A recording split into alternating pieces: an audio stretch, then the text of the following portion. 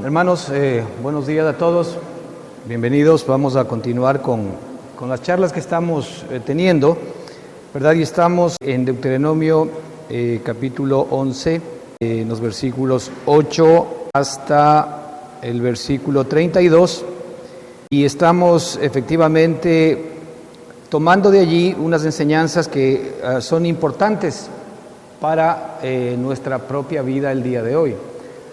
Y esto tiene que ver básicamente con esta nueva vida que Cristo nos ha dado y cómo nosotros tenemos que apropiarnos de esa nueva vida. Es muy importante el que entendamos que la tierra de Egipto, como aquí muy bien comenta, en el versículo 10 dice: la tierra a la cual entras para tomarla no es como la tierra de Egipto, no, es distinta. Y la analogía que aquí estamos tomando es que la vida que nosotros vamos a recibir del Señor no es como la vida antigua, no es como la vida adámica, no tiene nada que ver lo uno con lo otro. Y esto nos confunde muchas veces porque nosotros creemos que esta nueva vida que el Señor nos da tiene que ver con arreglar las cosas viejas nuestras. No tiene nada que ver con arreglar las cosas viejas nuestras, ¿sí? Sino tiene que ver con el darnos la nueva vida que Él es. De hecho, la Escritura nos dice claramente que de modo que si alguno está en Cristo, nueva criatura es. ¿Y qué habla de lo viejo? De la vieja creación. Dice, las cosas viejas pasaron, ya no tiene nada que ver lo uno con lo otro. Y muchas veces nosotros erramos porque estamos esperanzados y estamos poniendo nuestra mirada en que Dios mejore lo viejo. Y nos estamos viendo permanentemente a nosotros y tratando de comprobar en nosotros mismos, en lo viejo, ¿verdad?, si es que algo está cambiando. Y muchas veces las cosas no cambian, y el Señor no va a permitir que cambien, porque Él no vino a arreglar lo viejo. Más bien, Él va a permitir que se sigan corrompiendo, que se sigan dañando, para que efectivamente nosotros comprobemos que la vieja vida no tiene nada que ver con la nueva. Y entremos, si queremos, en un proceso de desesperación y de crisis. Porque generalmente cuando nosotros estamos esperanzados en que Dios arregle nuestra vieja vida, ¿verdad?, estamos esperanzados en algo que Dios no ha prometido. Y que es algo que Dios no va a hacer, porque de hecho la vieja vida, la vieja creación, Él la llevó a la cruz del Calvario. Él la crucificó. Hemos hablado y hemos visto, por ejemplo, en el libro de Génesis, cómo el Señor, en el dolor de su corazón, al ver que el hombre se convirtió en carne, determinó, ¿verdad?, extinguir, y dice, raeré de la tierra al hombre que he creado, raeré al hombre, al primer hombre que creó. Y ese primer hombre tiene que ver con la primer creación. Entonces, una y otra vez la Escritura nos dice, despojaos del viejo hombre que está viciado, etcétera, etcétera. Despojaos del viejo hombre.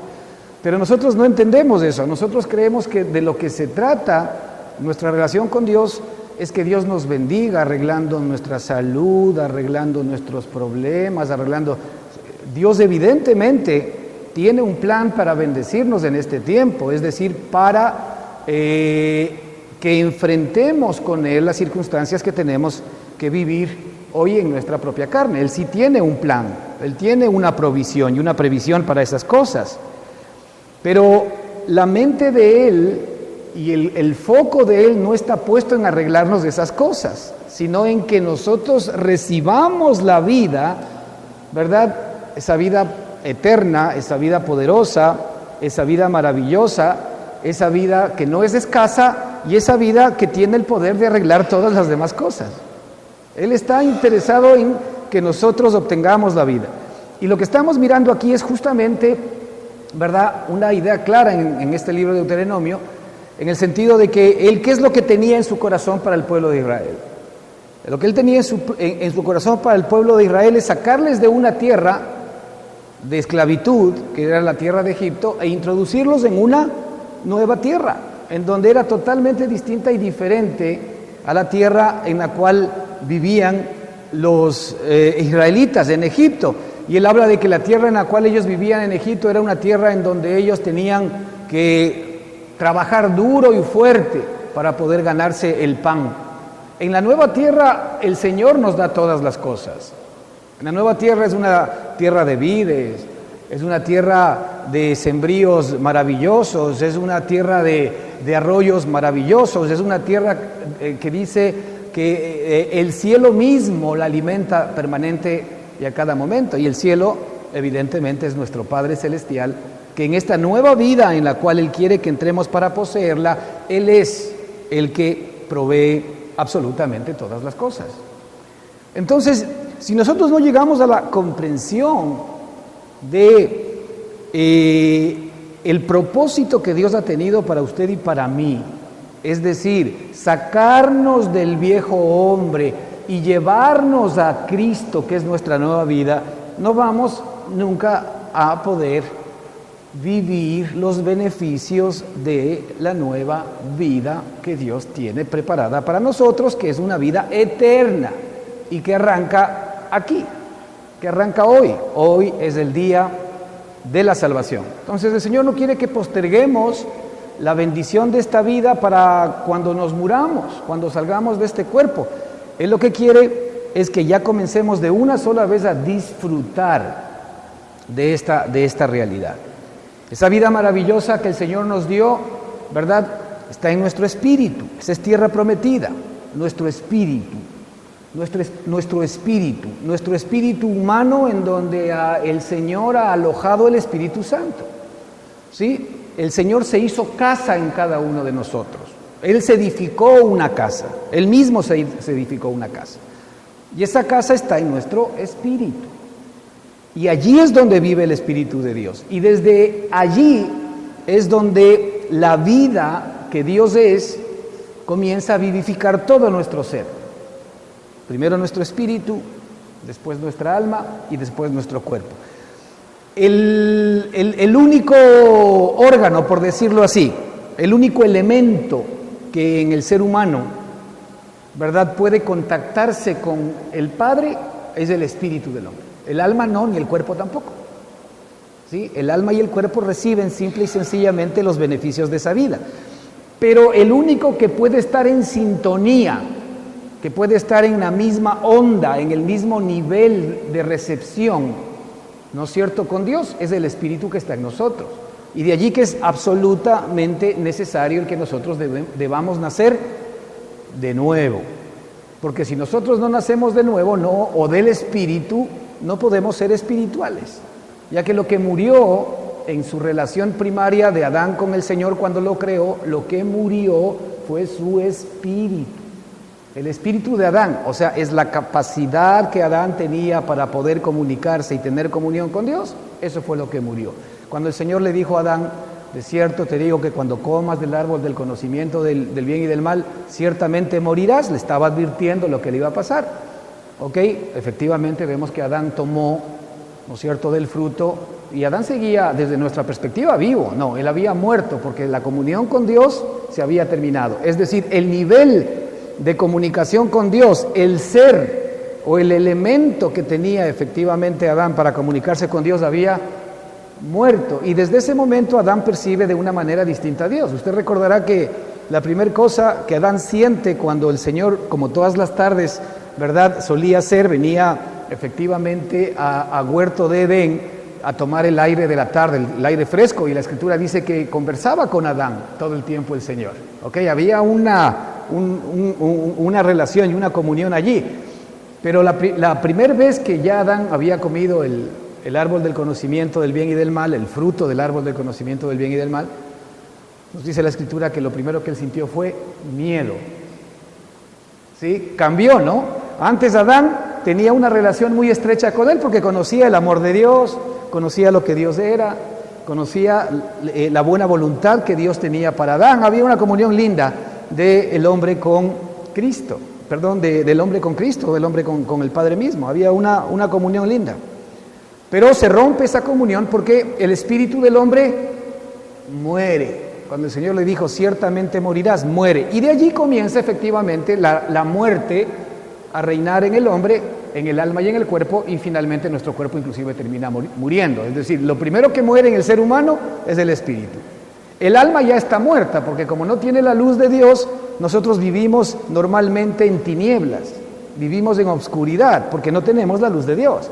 Entonces todo lo que el hombre adámico hace, cree, dice, busca de Dios, está en el mundo de las tinieblas, está en el mundo del alma. De ahí que la religión responde a esa realidad. La religión en el ser humano responde a tratar de tener una relación con Dios, pero sin el Espíritu, sino a través de su entendimiento de las cosas. Y de ahí que toda religión se guía por el mismo principio, el conocimiento del bien y del mal. No hagas esto, no hagas el otro, haz esto, haz el otro, esto sí y esto no, todo mandamientos. Vea qué religión en el mundo no se guía por qué debemos hacer y qué no debemos hacer. Cuando la predicación de Pablo, cuando hablaba de Cristo, y él decía a los hermanos, la predicación y mi predicación hacia ustedes nunca ha sido sí o no. Es decir, no es lo mismo, no es si hagan esto o no hagan esto. No es un tema de mandamientos. Mi predicación para ustedes ha sido que todo en Cristo es sí y en Él amén. Porque cuando ya estamos en la nueva criatura, en la nueva tierra, en la nueva persona y en la nueva vida, ya no hay no.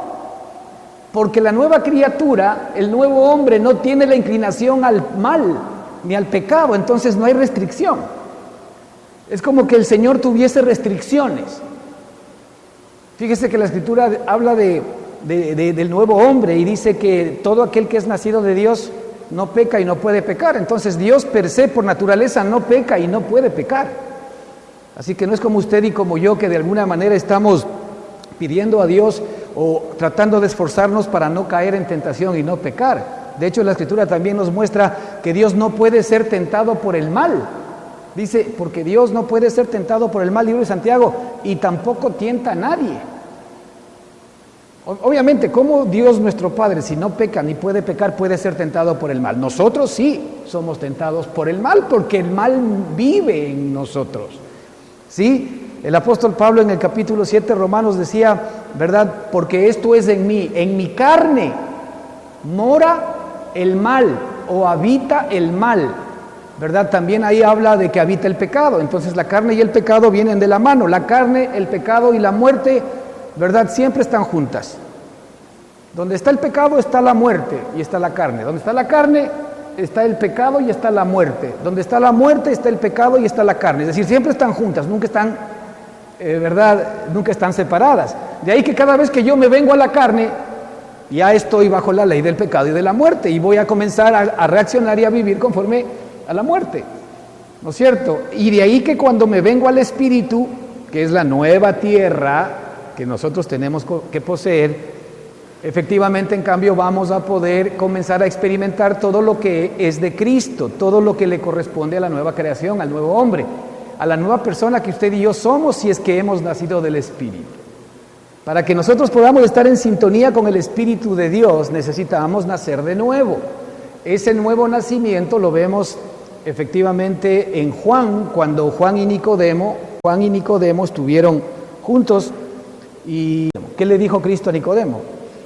Le dijo, de cierto te digo, que si no naces de nuevo, no puedes ver el reino de Dios. Lo que es nacido de la carne, carne es, así que tú ya eres carne, así que no te preocupes. Pero lo que es nacido del Espíritu, Espíritu es. Y de hecho también el Señor le refirió a la mujer samaritana en la que le dijo, ¿verdad? Cuando ella creía todavía, de acuerdo a lo que nosotros creemos, le decía, Señor, pero los judíos y los samaritanos no nos tratamos juntos porque ustedes dicen que a Dios hay que adorar en este monte y nosotros decimos que hay que adorar en el otro. Ustedes dicen que hay que adorar en Jerusalén y nosotros decimos que hay que adorar en otro lado. Y le dice, de cierto te digo, Dios busca adoradores que le adoren en espíritu y en verdad, y no en el tal lugar ni en el otro tal lugar. Dios busca ese tipo de adoradores ahora, que le adoren en espíritu y en realidad y en verdad. Es decir, que puedan vivir lo que están diciendo. Eso es, vivir en la realidad, que puedan experimentar en sí mismos, ¿verdad?, la realidad de la vida de Cristo viviendo en ellos. ¿Sí?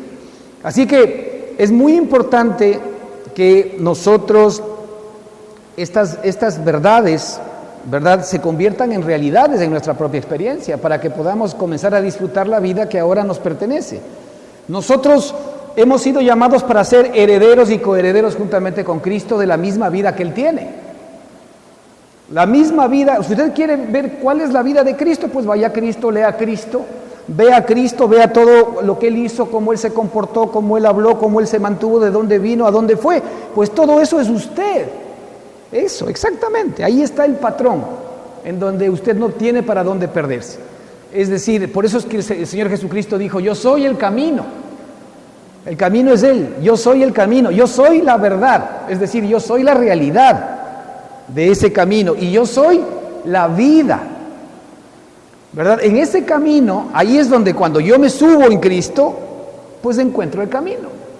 Ahí es cuando tengo la vida de Cristo en mí, esa vida lo que hace es sacar fuera las tinieblas, porque la vida de Cristo, que es la vida espiritual, lo que hace es hacerme entender, ¿verdad?, todo lo que antes para mí estaba oculto. Y aún el regalo maravilloso que Dios tiene para su vida y para la mía. De ahí que la respuesta del Señor para usted y para mí siempre es, ya te he dado la vida de Jesucristo. Ya te he dado esa vida. No hay otra respuesta de Dios para su vida. No hay otra. Siempre es Cristo, porque el Padre con Cristo nos ha dado juntamente todas las demás cosas. Eso dice la Escritura también. Él con Cristo nos ha dado todas las demás cosas. Es decir, cuando usted está en Cristo, usted va a ver como Él ve. Cuando usted está en Cristo, usted va a ver la provisión que Él tiene para usted. Cuando usted está en Cristo, usted va a poder recibir las respuestas que Él tiene para usted. Todo está ahí en Él. De ahí que lo que nosotros tenemos que aprender es a tomar, a recibir, a entrar en la tierra o en la nueva vida que nos corresponde. ¿Por qué vivimos todavía aún teniendo esa vida en tinieblas? Porque una cosa es tener la vida y otra cosa es vivir la vida. Nosotros del momento en que recibimos la vida, tenemos la vida, pero no la estamos experimentando. ¿Por qué no la estamos experimentando? Porque no tenemos fe. Porque estamos habituados primero a vivir en Adán, en donde nosotros somos independientes de Dios, tomamos nuestras propias decisiones, hacemos nuestros propios planes y pedimos que Dios efectivamente nos ayude a alcanzar todas nuestras metas y todos nuestros objetivos. Pero es vivir independiente. Tal vez lo que habría que preguntar es, Señor, ¿me puedes decir tú cuáles son los planes que tienes para mí? Lo que sí le puedo decir es que cuando el Señor le muestra todos los planes que tiene para usted, nada de lo que usted creía, ¿verdad?, que efectivamente era algo para poder servir a Dios, no es. ¿Por qué? Porque no hay nada en el hombre natural, escúcheme bien, no hay nada en el hombre natural que salga de él, por más buen pensamiento y altruista que pueda hacer para servir a Dios, que le sirva a Dios. No hay nada. Usted mañana puede querer comenzar un grupo para servir a Dios haciendo esto o lo otro. Si nació de usted, no sirve. Porque Cristo es la respuesta de Dios. Es decir, lo que yo necesito es la vida de Cristo en mí para que cuando yo venga al Señor, no solamente que yo disfrute de esa vida, sino que también la pueda poner en los pies de Jesucristo. Fuera de Cristo, hermanos, no hay nada. La predicación nuestra tiene que centrarse en Cristo, en lo que Cristo es para nosotros como nuestra propia vida. Si usted comienza a buscar respuestas en cosas, ya se salió de Cristo.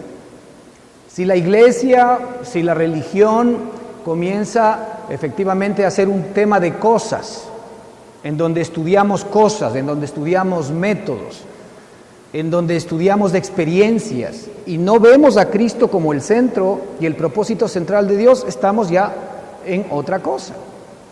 De ahí que hay muchas corrientes actualmente religiosas, ¿no?, en donde unos saltamos, otros nos tiramos al piso, otros estamos interesados en ver milagros.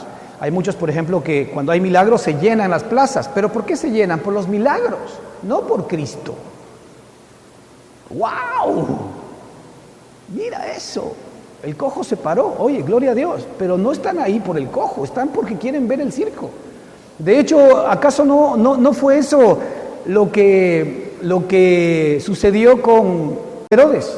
Cuando le llamó a Cristo y él sabía que Cristo hacía milagros y le dijo, a ver, hazte uno. Ahí le puso, a ver, hazte un milagrito. Obviamente, él quería ver qué cosa. ¡Wow! Show. Y muchos de nosotros llenamos las plazas a veces porque vemos show. Pero la pregunta es, ¿cuántos de los que estamos ahí salimos con más de Cristo? Inclusive nosotros podríamos salir hasta con el pie recto, si lo teníamos lisiado, pero ¿cuánto más de Cristo hay en mí? Si es que no hay más de Cristo, no hay nada. Porque el Señor dijo, yo he venido para que tengáis vida. Punto. Y la vida es algo práctico, la vida es algo real, la vida es algo que yo puedo experimentar y vivir. Entonces necesitamos nosotros enfocarnos en esa vida. ¿Cuánto de esa vida ya tienes tú? ¿Cuánto de la vida de Cristo tienes tú? No cuánto tú estás haciendo para Él, sino cuánto Él está haciendo para ti. ¿Cuánto de la vida de Cristo tienes tú? No te olvides que gracia en el término más potente es Dios mismo dado a nosotros. Eso es gracia. Dios mismo dado a nosotros. Es decir, lo más alto que Dios te podía dar a ti es Él mismo. Eso es gracia. La pregunta es, ¿nosotros lo tenemos a Él en mí, en nosotros? ¿Podemos nosotros contactar con Él en nuestro espíritu? ¿Podemos nosotros relacionarnos con Él hoy en nuestro espíritu? ¿O todavía nuestra relación está a nivel de nuestra mente y de nuestro cuerpo?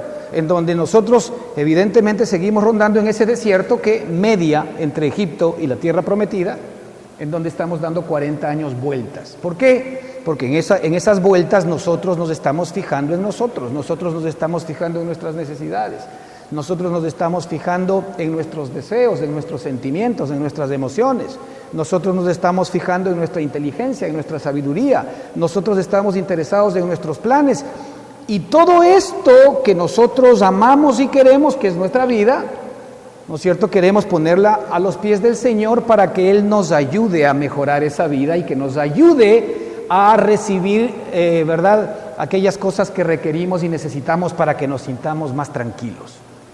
Él no es nuestra estabilidad. Él no es nuestra paz. Él no es nuestra santidad.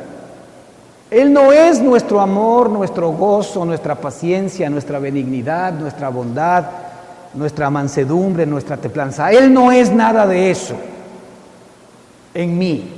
Él lo que es alguien que yo utilizo para que aquello que yo quiero, que no es lo de Él, se haga realidad en mí. Ahí estamos en la esfera del viejo hombre.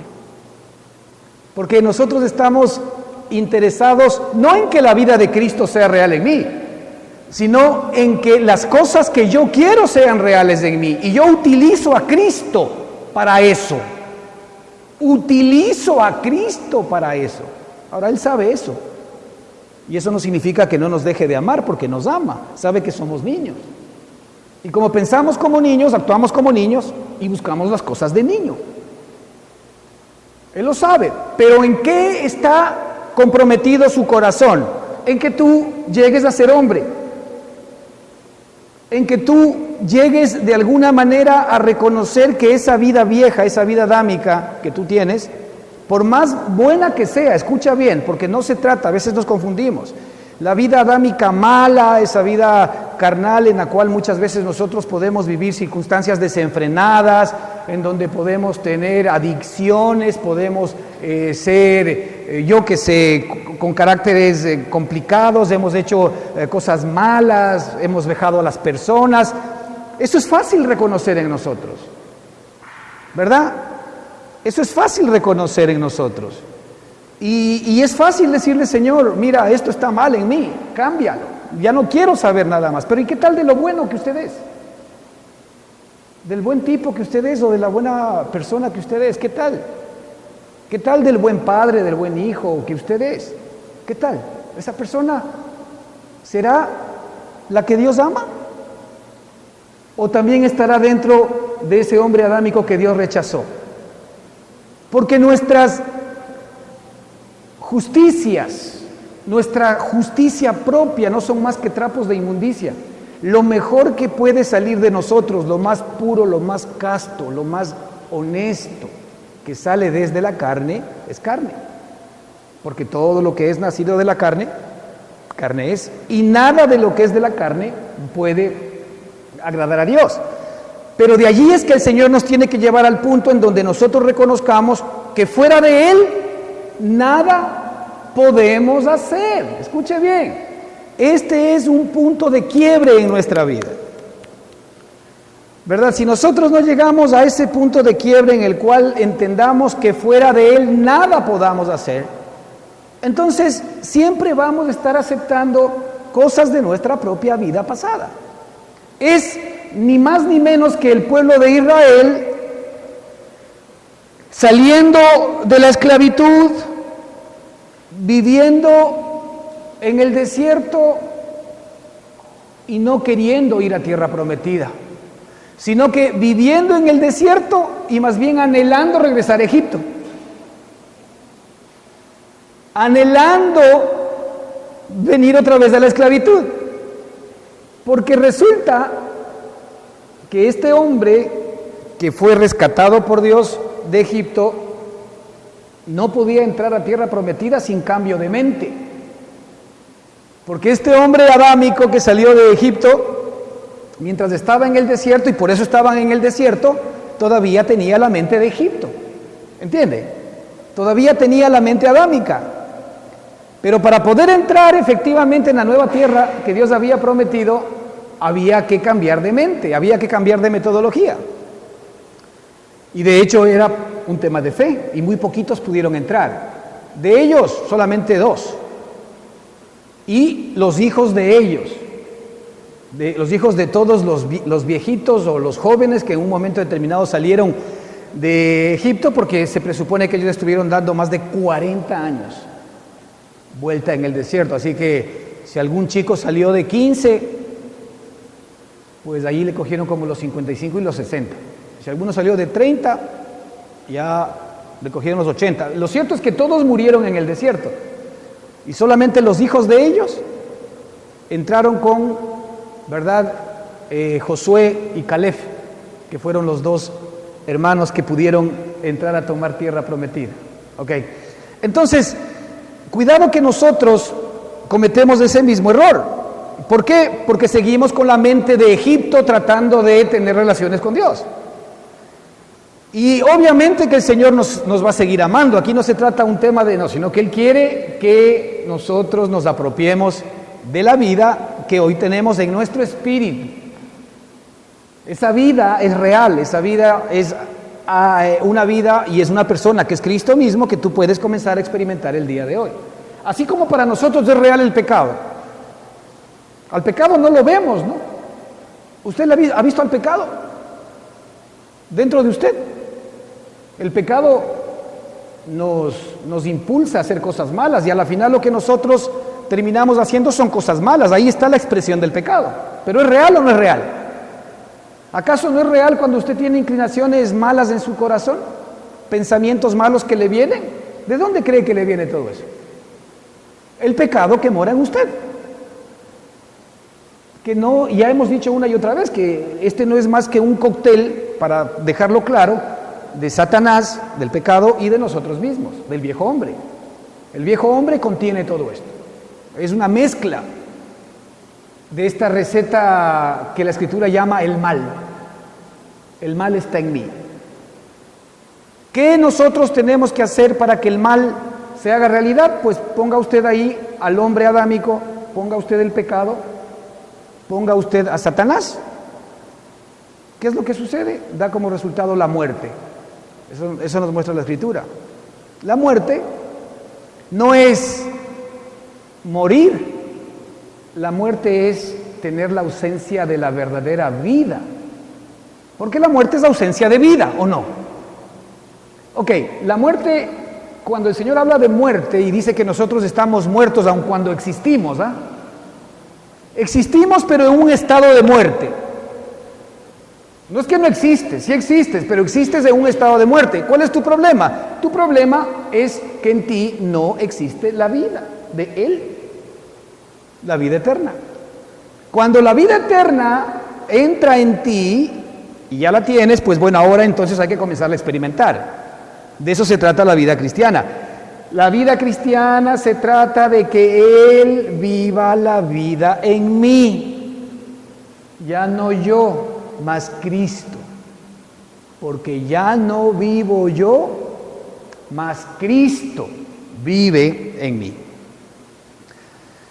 Habíamos llegado a esta primera parte que dice: guardad pues todos los mandamientos que yo os prescribo hoy.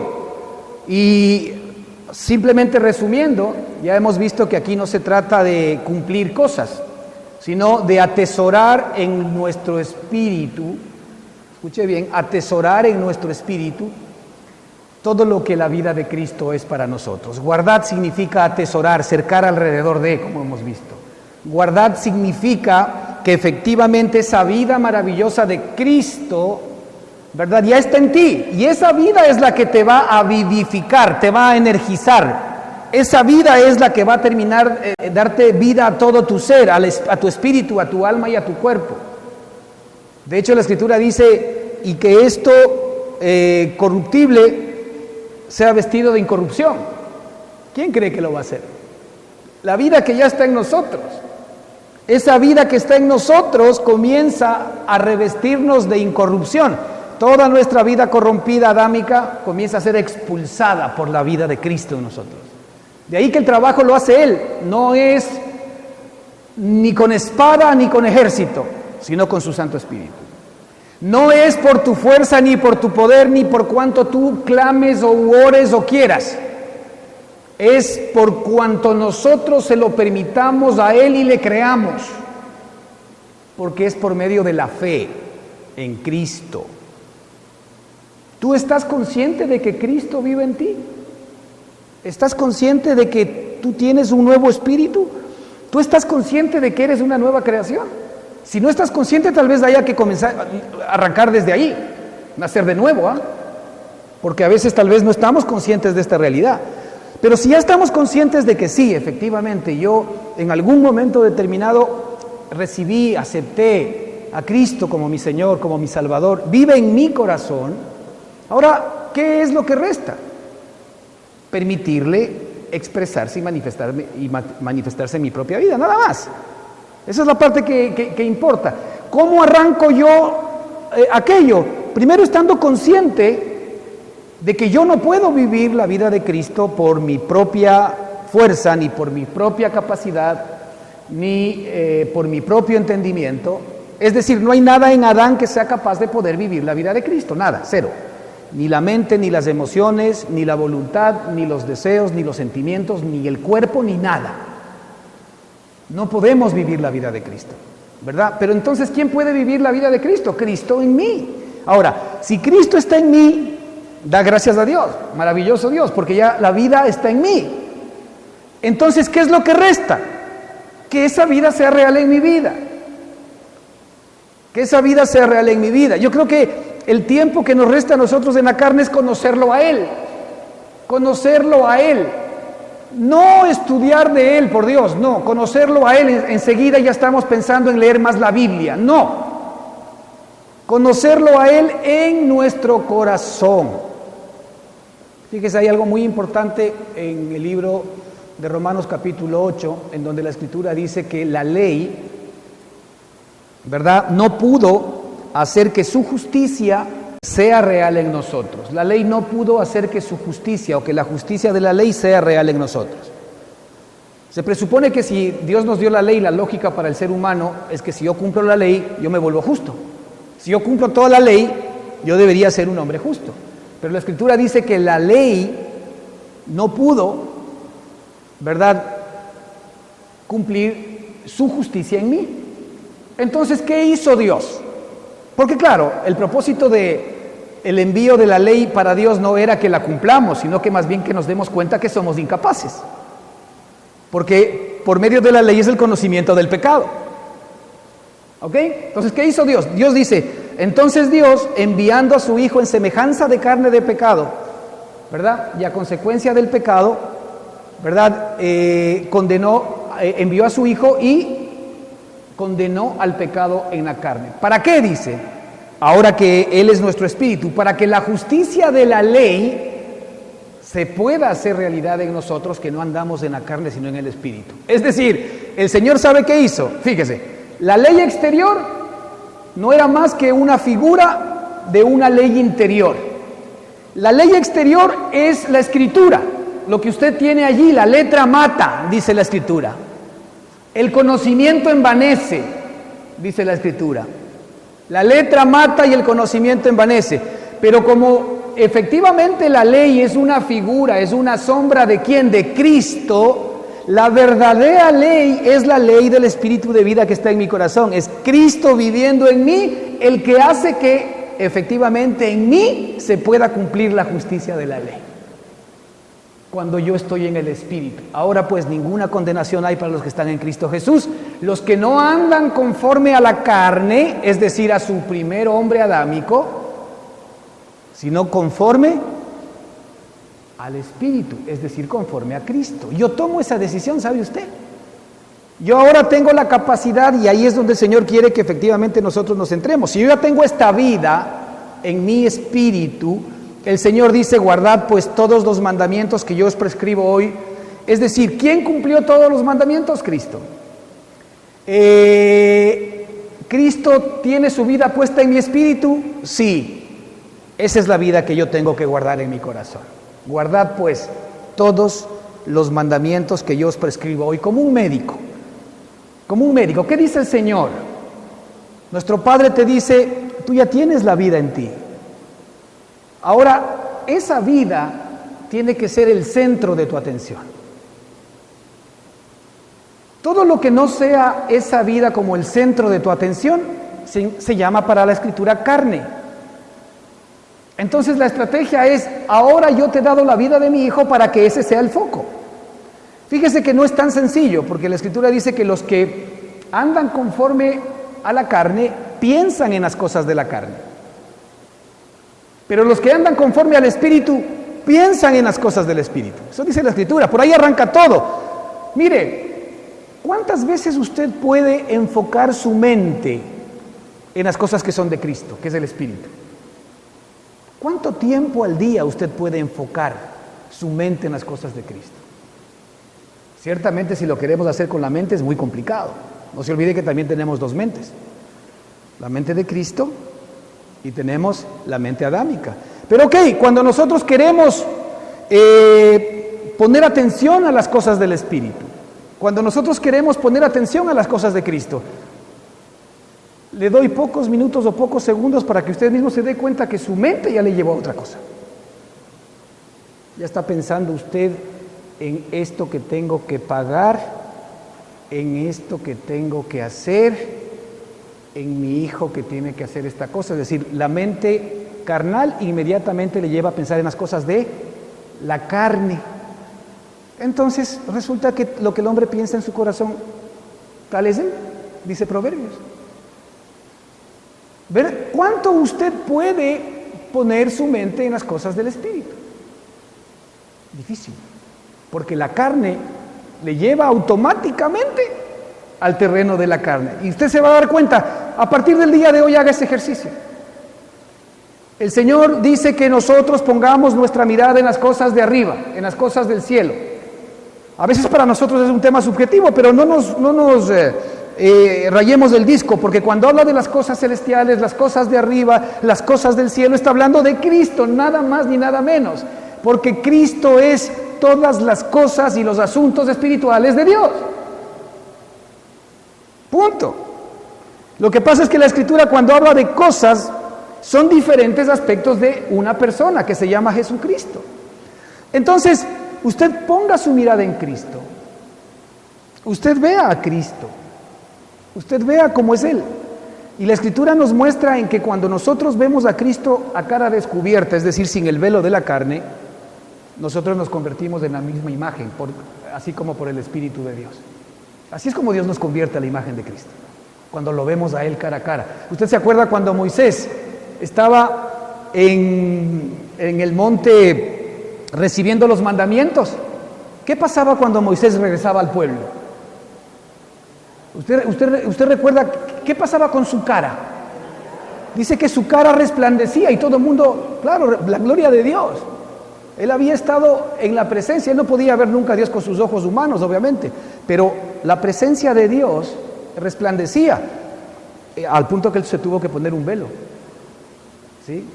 Entonces, así es como la gloria de Dios va siendo una realidad en su propia vida en términos espirituales. Cuando mi espíritu comienza a ver al Espíritu de Dios en mi corazón, el Espíritu Santo lo que comienza a hacer es conformarme a la imagen de Él mismo.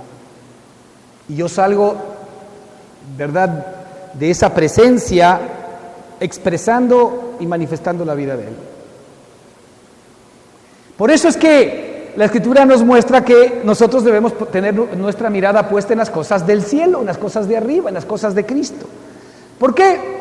Porque como siempre estamos nosotros poniendo las cosas en las cosas de la carne, siempre vamos a seguir produciendo lo mismo. Fíjese, aquí hay una ley. Yo pienso en las cosas de la carne y produzco cosas de la carne. Punto. Así sean buenas. No estamos hablando de malas cosas necesariamente, pero yo pienso en las cosas del Espíritu y comienzo a producir cosas del Espíritu.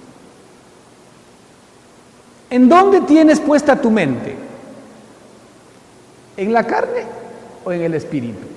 Así es como vamos a comenzar a traernos a la nueva tierra, porque la nueva tierra que está en nosotros está en el Espíritu. Nuestro cuerpo humano, animal, porque así lo llama la Escritura, ¿no yo? ¿No es cierto? Inicialmente, y que es parte de nuestra carne, es ese Egipto que nosotros tenemos, del cual el Señor nos sacó. Satanás, el mundo y la carne. El Señor nos sacó de la potestad de Satanás, de la potestad de las tinieblas. Nuestra alma va a depender, es el desierto, cuando yo estoy viviendo por mi alma. Cuando yo estoy tratando de entender las cosas espirituales con mi alma. Pero el Espíritu, ahí sí es donde yo tengo verdadera comunión con nuestro Padre. Y vamos a poder manejar una relación estrecha. Vamos a tener una relación como la que Dios tuvo con Adán, pero superior, porque ahora es con Cristo. Y es una relación eterna, por siempre.